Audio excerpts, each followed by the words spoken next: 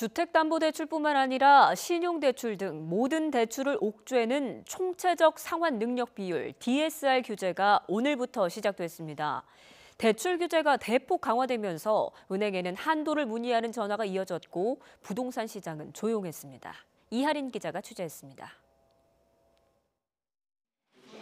서울의 한 시중은행. 대출 상담 창구는 한산하고 정확한 대출 한도 등을 알아보는 문의 전화만 이어집니다. 지난주 예고되었던 DSR이 오늘로 실행되다 보니까 기존에 상담 받으셨던 분들이 대출 가능하신 건지 변동 여부는 있는지 이런 부분 많이 문의해 주셨습니다. 정부가 가계대출 증가세를 조절하기 위해 은행 대출 총량 규제에 나섰기 때문입니다.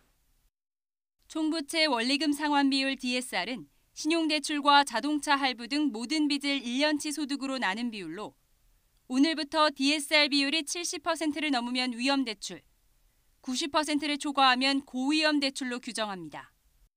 시중은행은 위험 대출은 15%, 고위험 대출은 10% 이하로 유지해야 하는데 이미 6월 기준으로 시중은행 위험 대출 비율이 19%를 넘은 상태입니다.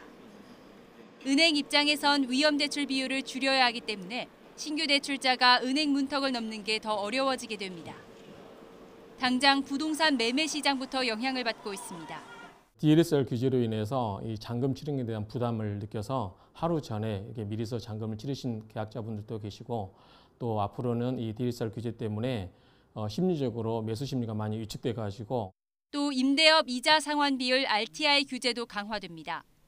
RTI는 임대업으로 돈을 벌어 이자를 낸 능력이 얼마나 되는지 가늠하는 지표인데 기준에 못 미쳐도 대출을 승인해줬던 관행을 전면 폐지하기로 했습니다. 차주의 소득에 기반을 둔 대출 규제라고 하는 점을 감안을 하면 상대적으로 아직 소득이 적거나 또는 소득 증빙이 어려운 계층들, 청년층, 자영업자, 노년층이 상대적으로 큰 타격을 입을 가능성이 있어 보입니다. 이미 9.13 대책이 시행되는 가운데 DSR 규제가 본격 가동되고 금융당국이 지난해 말 대비 올해 대출 총량 증가율도 살피겠다고 밝힌 만큼 연말 대출 시장은 어느 때보다 어려워질 전망입니다. YTN 이하린입니다.